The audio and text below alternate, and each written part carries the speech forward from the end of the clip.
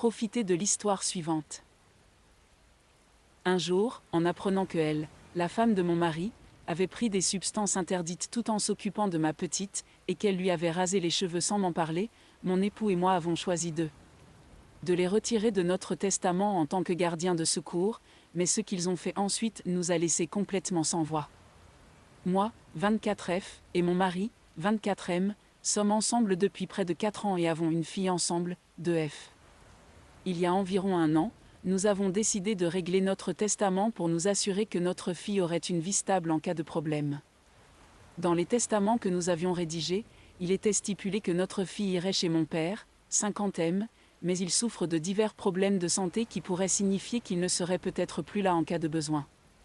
En tant que solution de secours, nous avons indiqué que les parents de mon mari, 51F et 60M, s'en occuperaient. Au cours des dernières années, le comportement de ma belle-mère a été en déclin constant, agissant comme si elle était dans la vingtaine, sortant faire la fête chaque week-end, prenant des drogues illégales, provoquant des disputes avec les frères et sœurs de mon mari, etc. Je pense qu'elle a développé un syndrome du nid vide qui a conduit à ces situations. Bien que mon mari ait dit qu'elle était alcoolique quand il était jeune. Il y a environ 1 an, elle était sortie faire la fête le vendredi soir et avait fait des choses illégales, puis le lendemain matin, elle avait gardé notre fille pour nous. Elle ne nous avait pas dit qu'elle n'était pas sobre lorsque nous avions déposé notre fille, nous l'avons découvert seulement au moment de la récupérer, car elle a dit à mon mari, « Oh oui, j'ai passé un bon moment hier soir, j'ai pu boire de la Coca-Cola. » Dire que nous étions en colère était un euphémisme. Mon mari est allé chercher notre fille et lui a expliqué que nous aurions préféré qu'elle nous le dise. Nous ne serions pas sortis, mais il y aurait eu quelqu'un de sobre pour surveiller notre fille. Il lui a dit que si elle devait encore garder notre fille sous l'influence, elle ne pourrait plus être seule avec elle.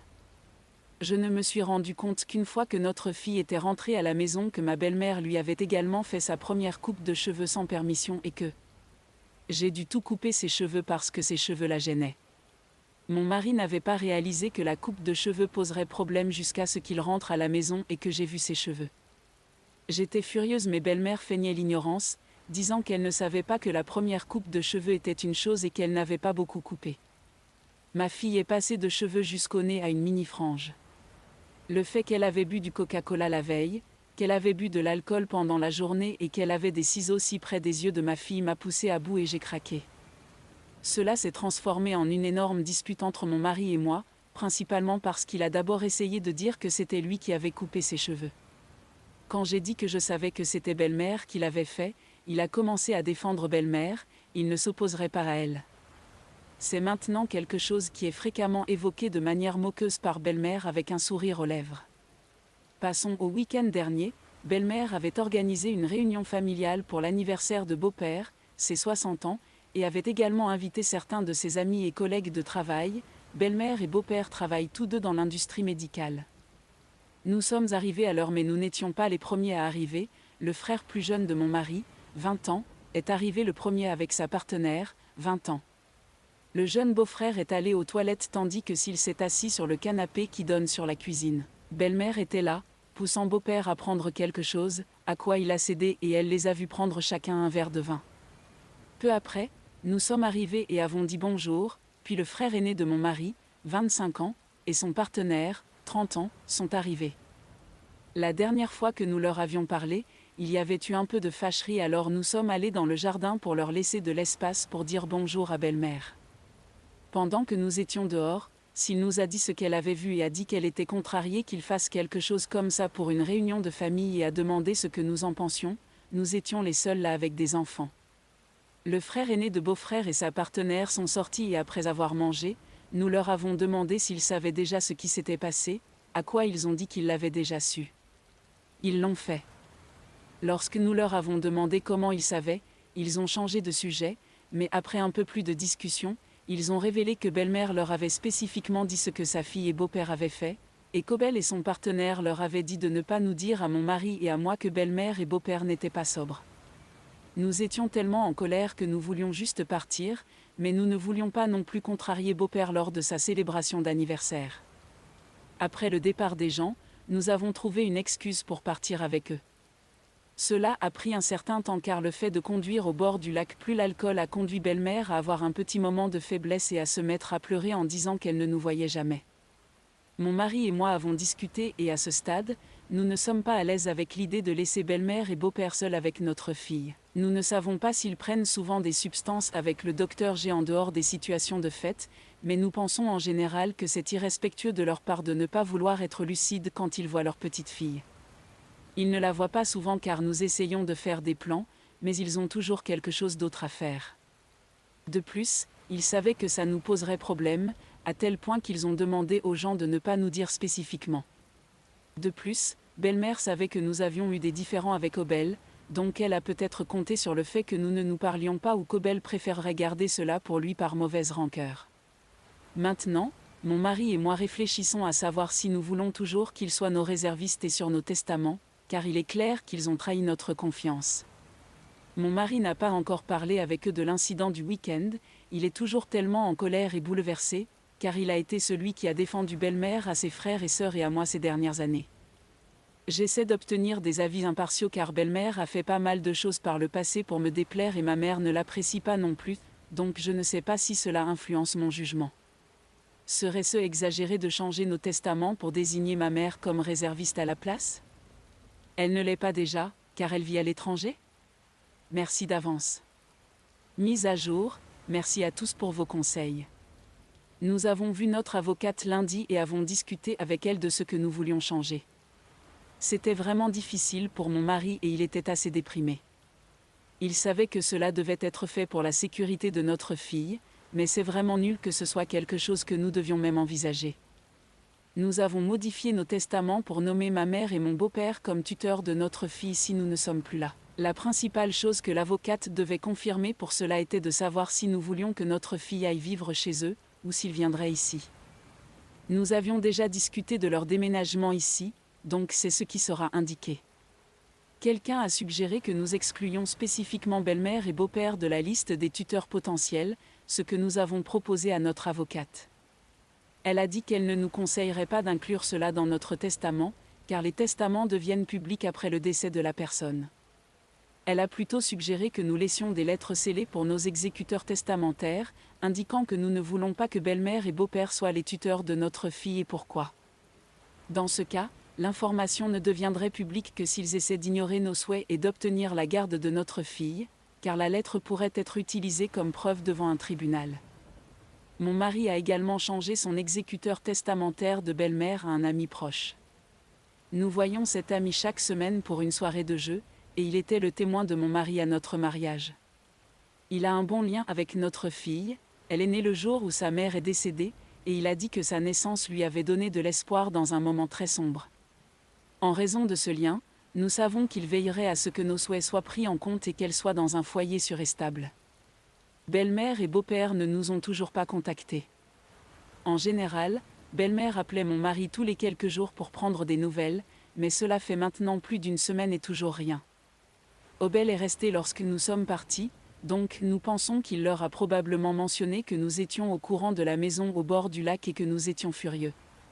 Si c'est le cas, ils essaient probablement d'attendre que la colère de mon mari passe et espèrent qu'il oublie. Je sais que certains d'entre vous dire que ce que nous demandions était une évidence, mais honnêtement, je pense que ce déclin constant nous a quelque peu désensibilisés à l'usage de substances. Nous nous persuadions nous-mêmes que c'était peut-être une chose anodine et que nous réagissions de manière excessive, donc avoir nos pensées validées a été un poids en moins sur nos épaules. Merci encore à tous ceux qui ont commenté. Votre aide a été grandement appréciée. Mise à jour 1, ceci est un suivi d'un message précédent 24F expliquant que mon mari, 24 mètres, et moi voulions changer nos testaments en raison des beaux-parents Dr. G.U. Nous avons enfin reçu l'appel redouté de belle-mère, 51F, après seulement 3 semaines sans contact. Elle a appelé pour demander si elle pouvait avoir notre fille, 2F, la semaine prochaine, car c'était l'anniversaire du fils de son ami. Nous étions en train de dîner, donc mon mari lui a dit qu'il la rappellerait plus tard. Nous avons fini et mon père, 50 mètres, a gardé notre fille pendant que nous allions dans une pièce séparée pour parler à belle-mère. La conversation a commencé avec mon mari disant qu'il ne serait pas à l'aise de laisser notre fille avec elle sans supervision, à quoi elle a répondu qu'elle comprenait, sans poser de questions. Il a commencé à lui expliquer que nous n'avions pas apprécié les docteurs j'ai eu quand nous étions chez beau-père, 60 mètres, pour son anniversaire et que nous savions qu'elle avait spécifiquement demandé à ne pas nous le dire. Elle a essayé de se justifier en disant que ce n'était pas quelque chose qu'elle voulait révéler à tous les invités et qu'elle pensait que nous nous en fichions car elle n'était pas responsable de notre fille, à quoi nous avons pu répondre pourquoi alors mentionner nos noms plutôt que de simplement dire ne le dites à personne. Elle a finalement avoué en disant qu'elle ne voulait pas que nous sachions parce que nous les jugions et qu'il ne voulait pas de grandes réactions de notre part.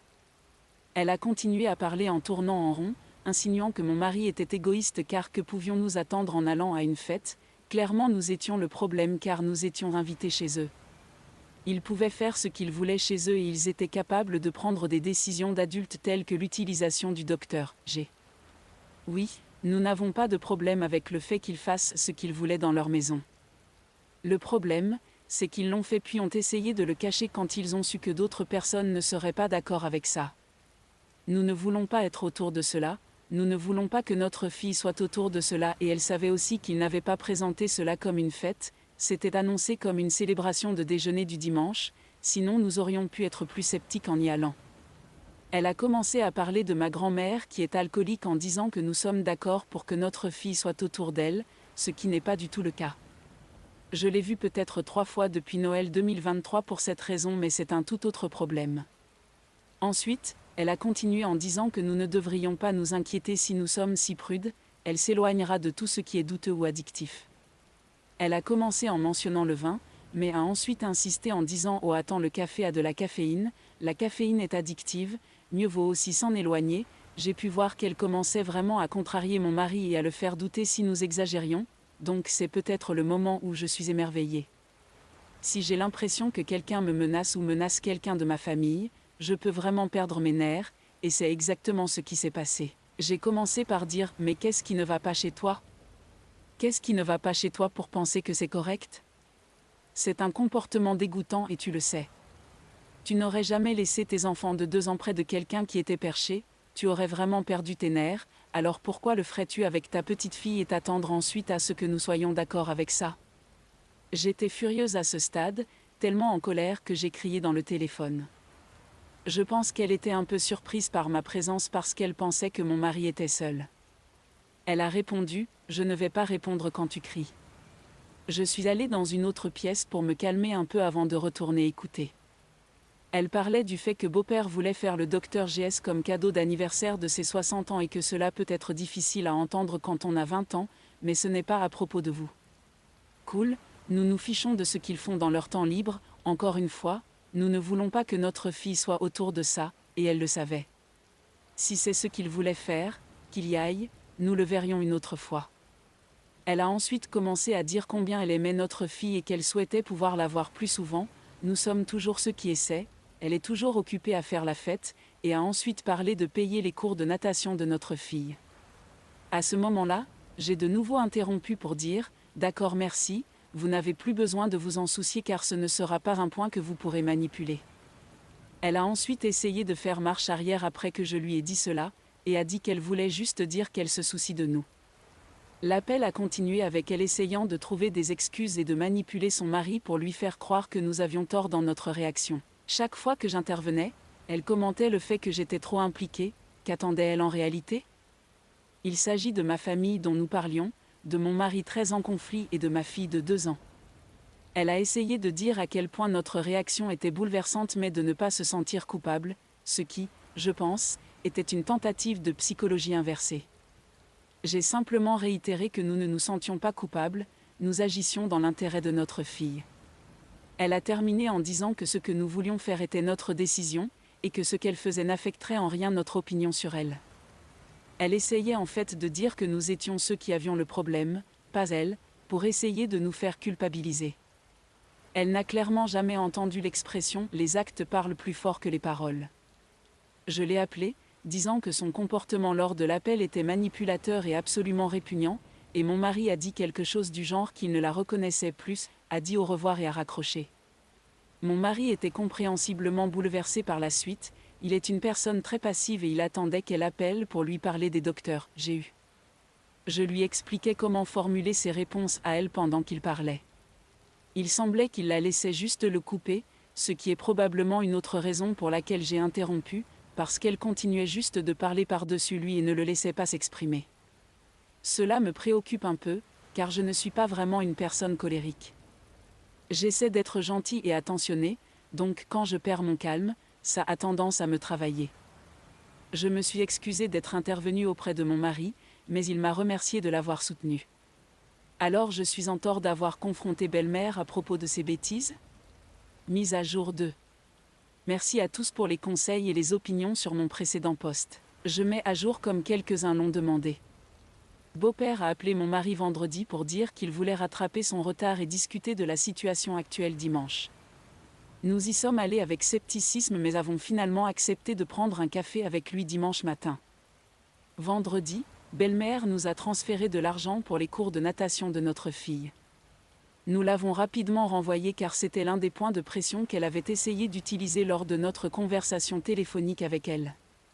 Cela l'a amené à nous ajouter, beau-père, mon mari et moi, à un groupe de discussion pour nous réprimander de ne pas avoir accepté l'argent. Mon mari a expliqué que nous ne voulions plus accepter d'argent de sa part, mais elle n'était pas satisfaite de sa réponse et demandait à beau-père de la soutenir. Beau-père n'a rien dit dans la discussion car nous devions parler avec lui le dimanche. Ce matin, dimanche, nous avons reçu un message passif-agressif de belle-mère avec une photo de l'invitation pour la fête d'anniversaire à laquelle elle voulait emmener notre fille, essayant de nous faire culpabiliser de priver notre fille de cette occasion. La conversation avec beau-père a été intéressante, pour le moins que l'on puisse dire. Pendant les 10 à 20 premières minutes, il nous parlait comme s'il n'y avait aucun problème. Après que notre nourriture soit arrivée au café, il a changé brusquement de sujet en disant « Bon, il faut parler de ta mère ». Nous avons commencé en demandant combien elle lui avait réellement dit, et sans surprise, ce n'était que des informations qu'elle avait déformées pour se présenter comme la victime. Nous avions précédemment eu des conversations approfondies. Lors de notre conversation avec belle-mère sur le fait que nous ne voulions pas que notre fille soit en présence du docteur. Cette information n'avait pas été transmise à beau-père, même si cela ne devrait pas vraiment importer car cela devrait être évident. Beau-père n'avait pas non plus été informé du fait qu'Obel lui avait été dit de ne pas nous mentionner spécifiquement. Beau-père a mentionné qu'il ne pensait pas que belle-mère utilisait l'argent comme levier, donc nous sommes entrés dans les détails de l'appel téléphonique. Il travaille de nuit, donc il n'était pas chez lui au moment de l'appel. Enfin, nous lui avons parlé d'un message que belle-mère avait envoyé à tous les frères et sœurs de son mari. Le message indiquait que belle-mère ne pouvait faire confiance à aucun d'entre eux pour garder les secrets pour eux-mêmes et que désormais aucun d'entre eux ne pouvait lui faire confiance car elle ne sera plus jamais honnête. Ce n'est vraiment pas la façon de regagner la confiance des parents de ses petits-enfants.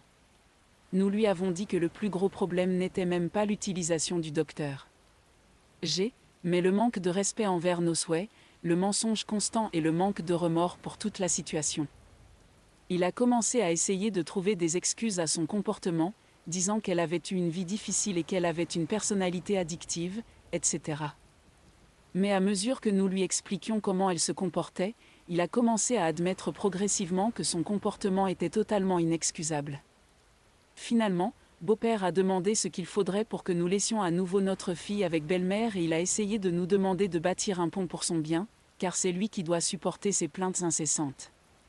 Nous lui avons dit qu'elle avait trahi notre confiance et qu'elle ne pouvait même pas admettre qu'elle avait un problème, et que tant qu'il n'y aura pas de percée dans sa vie, elle n'aura pas notre fille en sa garde. Nous leur avons dit qu'ils pouvaient toujours la voir en notre présence, dans un lieu neutre. Beau-père a continué à insister en demandant s'il pourrait la garder sans nous s'il lui était là pour surveiller belle-mère. Nous avons expliqué que ce ne serait pas une option car il est trop proche de belle-mère, et la connaissant, elle serait capable de le convaincre de partir pendant 1 heure. Il était en train de dire que ce ne serait pas une situation juste, car cela reviendrait à lui demander de choisir entre les désirs de son enfant et de sa femme. Nous lui avons alors dit que cela ne serait pas équitable et que les promesses de sobriété de sa femme n'avaient aucune valeur pour nous étant donné qu'elle avait trahi notre confiance. Il a alors dirigé la conversation dans une direction très étrange, demandant si nous étions au courant de la sexualité de belle-mère. Nous avions déjà parlé à la sœur de son mari, qui avait dit, lors d'une des diatribes alcoolisées de belle-mère, que belle-mère parlait de conquêtes sexuelles précédentes, et le nom de sa meilleure amie, BGF, 60 F, était apparu. Nous avons mentionné cela et dit que nous n'y avions pas vraiment prêté attention à l'époque, étant donné que la sœur et belle-mère n'avaient pas une super relation, nous pensions donc qu'elle inventait des ragots, et nous nous fichons vraiment de ce que belle-mère veut faire dans des situations consentantes. Nous avons mentionné ce que la sœur avait dit, à quoi il a acquiescé comme s'il confirmait nos dires, et a ajouté que belle-mère lui avait été infidèle, c'est pourquoi il ne portait plus d'alliance. Je ne suis pas exactement sûr de la raison pour laquelle il a évoqué l'infidélité, mais après réflexion, je pense que c'était sa façon de dire « je ne lui fais pas confiance, mais je supporte quand même, et vous devriez en faire autant ». Nous lui avons expliqué que bien qu'elle nous ait été infidèle d'une autre manière, nous ressentons une sensation similaire à ce qu'il a décrit, il y aura toujours ce doute quant à sa sincérité réelle ou si elle dit juste ce que nous voulons entendre. À la fin de notre conversation, il semblait pleinement comprendre la situation, ce qui nous contrariait et ce que belle-mère avait fait. Nous avons été agréablement surpris de le voir de notre côté, bien que nous ayons réalisé plus tard qu'il ne s'était jamais réellement excusé pour sa part dans la situation, il a surtout cherché des excuses. En partant, il nous a embrassés et nous a dit de prendre soin de nous et de veiller sur la fille. Nous leur avions dit à tous les deux que nous avions récemment eu une conversation avec beau-père pour clarifier les choses et leur donner l'opportunité de s'expliquer, donc nous pensions que toute conversation concernant la situation était close. Nous avions tort. Beau-père nous a appelés pendant que nous mangions, et il semblait détaché et évasif. Il disait qu'il avait parlé à sa sœur et qu'elle ne se rappelait pas nous avoir parlé de belle-mère et de BGF, l'éditrice de belle-mère, sa meilleure amie. Il nous demandait où nous avions vraiment entendu cela, car c'était faux. Nous avons répété que c'était quelque chose que nous avions entendu de la part de sa sœur et que nous avions seulement mentionné parce qu'il nous l'avait demandé. Ce n'était pas quelque chose que nous avions répandu, encore moins mentionné à quelqu'un d'autre, et au moment où nous l'avions mentionné. Il agissait comme s'il confirmait quelque chose qu'il savait déjà. Cette conversation a alors mené à la conclusion qu'il y avait visiblement un manque de communication ouverte et honnête, et que nous devions simplement résoudre le problème et revenir à la normale. Mon mari et moi étions tous les deux perplexes car il avait fourni cette information juste aujourd'hui, sans incitation, et semblait essayer de la présenter comme le principal problème de la situation actuelle. Mon mari a dit à beau-père qu'il était confus quant à savoir ce que cela avait à voir avec la situation actuelle et pourquoi nous étions contrariés. Il n'a pas vraiment eu de bonne réponse à cela, et a commencé à parler de façon détournée sur le fait qu'il était injuste que nous les jugions pour leurs actions, alors que nous ne jugeons pas mes parents pour les décisions qu'ils prennent. Lorsque mon mari et moi avons appris que j'étais enceinte, nous n'étions pas encore mariés et nos familles ne s'étaient pas encore rencontrées, donc belle-mère et beau-père avaient invité mon père et ma belle-mère à boire un verre et déjeuner pour qu'ils puissent faire connaissance. Mon père et ma belle-mère étaient là une bonne partie de la journée, jusqu'après le dîner, donc ils ont en effet bu un peu de vin mais ils mangeaient aussi et mon père n'a pas autant bu que ma belle-mère, car il savait qu'il devait conduire. C'était l'une des choses que beau-père a mentionné comme étant quelque chose pour laquelle nous devrions juger mon père, car il avait bu et est rentré en conduisant. Il ne sait pas vraiment quelle a été notre réaction à cela. Le temps a passé, cela remonte à plus de 3 ans. Mon père est le grand-père le plus aimant et joueur que vous puissiez rencontrer maintenant. Ce sur quoi beau-père a dit qu'on devrait juger ma mère, c'est qu'elle n'a pas reçu le vaccin contre la Covid. Ce point de désaccord m'a honnêtement laissé perplexe, car non seulement il a été prouvé que cela ne fonctionne pas et peut causer différents problèmes, mais je ne l'aurais pas fait s'il n'était pas aussi sévèrement obligatoire dans le pays où je vis. Nous ne sommes pas des anti-vaccins, d'ailleurs, je n'ai pas besoin d'opinion sur les vaccins dans les commentaires. Après que beau-père a donné ces exemples, j'ai pris la parole et lui ai expliqué qu'il manquait complètement notre point de vue, probablement intentionnellement. Nous lui avons expliqué que nous ne les jugeons pas pour ce qu'ils veulent faire de leur temps.